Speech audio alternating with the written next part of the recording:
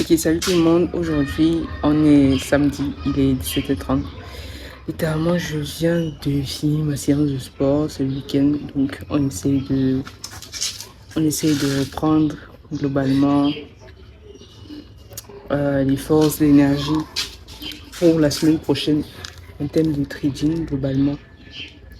Et ce week-end, je suis assez focus sur l'activité que j'essaye de mettre en place, le business que j'essaye de mettre en place. C'est littéralement what C'est littéralement l'une des choses les plus compliquées que j'ai eu à faire après le trading. Parce que je me rends compte à quel point notre cerveau est notre petit ennemi, en même temps notre plus meilleur atout qu'on n'a jamais eu et qu'on n'aura jamais. Parce que je suis dans cette matrix selon laquelle mon cerveau est tout le temps en train de chercher le raccourci. Et c'est la même chose que j'ai eu à vivre dans le trading à mes débuts. Je cherchais à chaque fois la facilité, pas forcément la facilité parce que on peut certes avoir quelque chose de simple, de facile à mettre en place mais qui fonctionne, mais mon cerveau cherchait tout le temps des raccourcis. Et je pense que c'est le problème de beaucoup de personnes, en dehors même du trading, même dans le fait de lancer des business, parce que avant de me lancer dans le trading, j'étais obnubilé par l'entrepreneuriat et j'ai essayé plusieurs business. J'ai dit essayer. C'est aussi ce problème qu'on a à vouloir essayer au lieu de se lancer à fond dans un domaine parce que je doute fortement que si on se lance dans un business et qu'on bosse ce business pendant un an plein, qu'on n'ait pas de résultat.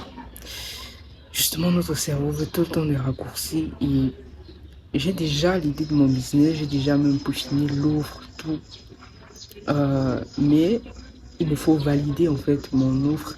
Cette phase de validation va demander beaucoup de travail, beaucoup de concentration et mon cerveau fuit ça. En plus que c'est une zone inconfortable, quelque chose que j'ai jamais fait. Parce que le business en question, c'est de bosser avec des entreprises dans le but d'augmenter leur chiffre d'affaires.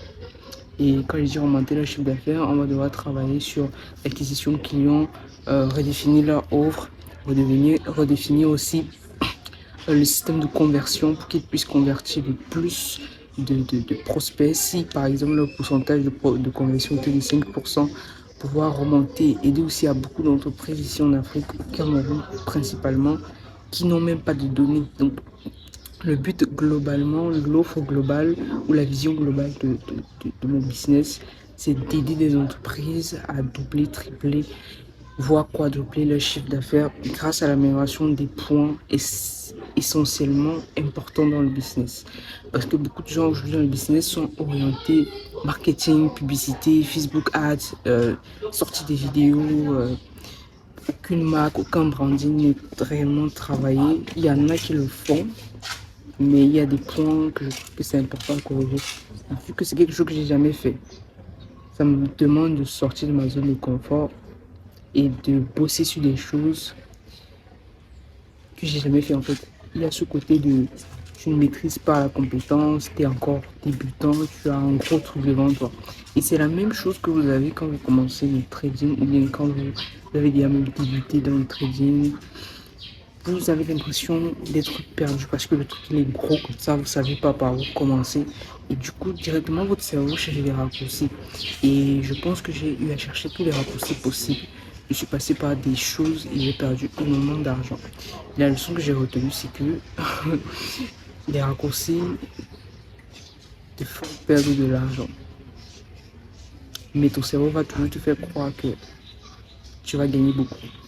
Donc, je tenais à faire cette vidéo justement pour vous faire comprendre que vous devez forcer votre cerveau à faire les choses qu'il ne veut pas faire. C'est la seule façon pour vous de progresser. Ce qui m'a permis de progresser aujourd'hui en trading, c'est le fait d'avoir fait des choses que je ne voulais pas faire. Le fait de me dire, ok, je vais rester focus sur une stratégie, je vais la travailler. Le fait de me dire, ok, comment est-ce que je peux faire pour réduire mes essais, travailler dessus chaque nuit, chaque jour. Le fait de me dire, il faut que j'apprenne le maximum. C'est net au moment où j'ai commencé à faire les choses que mon cerveau ne voulait pas faire. Chaque jour que j'ai commencé à voir la différence dans mon trading depuis l'année passée. Donc j'étais resté dans cette boucle où je cherchais les raccourcis, les stratégies faciles et j'en sais quoi. Je n'arrivais pas à progresser. Et j'étais encore calé dans une sorte de matrix quand j'étais avec les stratégies de Benjamin, c'est-à-dire la stratégie swing, dans le cadre où je ne me posais pas les bonnes questions. Parce que, je l'ai déjà dit, le marché il évolue. Et actuellement, je lis un livre très important, La psychologie de l'argent, de Morgan Housel, je ne sais pas si vous le connaissez. Et il explique un élément très important, que dans les finances, on a tendance à se focus sur ce qui s'est passé il y a 10 ans, il y a 100 ans, il y a 30 ans. Donc, le backtesting, certes, le backtesting peut être utile pour voir que ta stratégie a marché dans le passé, mais ce n'est pas suffisant pour que ta stratégie continue de marcher avec les mêmes performances. Donc, globalement, il dit que c'est un problème que beaucoup de personnes ont dans la finance.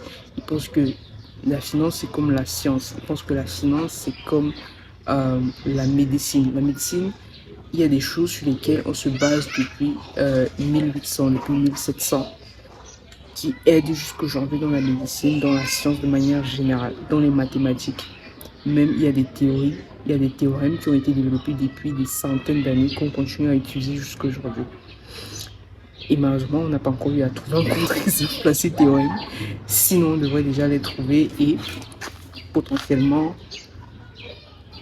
changer littéralement.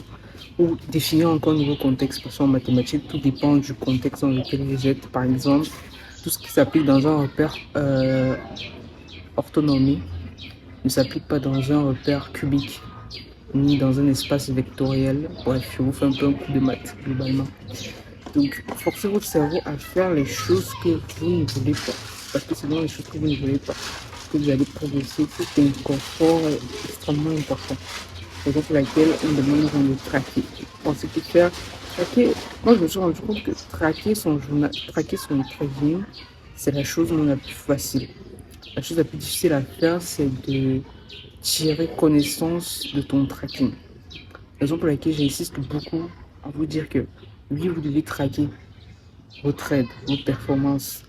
Mais après, il faut analyser ces performances. Il ne suffit pas juste de traquer et de se dire, ok, le mois-ci j'ai fait ça, l'autre mois j'ai fait ci. Et c'était un peu ce truc dans lequel j'étais calé avec les stratégies de Benjamin. J'ai passé mon temps à traquer, mais je ne remettais pas en question. Je ne me posais pas la question de savoir pourquoi est-ce que ici il y a un SL, qu'est-ce que je peux faire pour améliorer la stratégie. Déjà, c'était pas la mienne. Du coup, il y avait un peu ce blocus de se dire, est-ce que je dois la modifier, est-ce que si, est-ce que ça. C'est un peu ça le problème, s'approprier la stratégie de quelqu'un, c'est souvent très compliqué parce qu'il y a ce biais psychologique selon lequel on se dit si on change quelques paramètres, la stratégie change complètement. Et c'est vrai qu'on ne sait pas, est-ce que vu que la stratégie a été backtestée sur plusieurs années, c'est assez compliqué. Donc moi j'insiste toujours, apprenez à développer votre propre stratégie et j'ai déjà évoqué deux façons de créer sa propre stratégie. Soit vous partez d'une base, ok, vous partez d'une base, des bases de trading et vous développez à force de l'itération. Soit vous partez d'une stratégie qui existe déjà et vous l'améliorez parce que si une stratégie existe déjà sur YouTube et autres, je peux vous rassurer que si ces stratégies elles fonctionnaient en 2020, il y a de fortes probabilités que en 2026 elles fonctionnent peut-être beaucoup moins parce que le marché il évolue. Le marché de 2000, c'est pas le marché 2026 et le marché 2026 ne sera jamais le marché 2050. La stratégie que je trade actuellement, je suis sûr à 2000% que d'ici 3-4 ans, cette stratégie va drastiquement évoluer au fur et à mesure que le marché évolue. Justement parce que je m'adapte constamment, parce que c'est l'instant présent qui va vous permettre de faire beaucoup plus de performances. Peut-être il y a un an, ma stratégie marchait avec des entrées en M1, mais aujourd'hui, cette année, les entrées en M1 sont trop piégeuses. Du coup, il faut revoir tout. Et quand je revois tout, c'est revoir comment améliorer pour s'adapter à ce que le marché fait. Et toujours cette flexibilité, cette adaptabilité.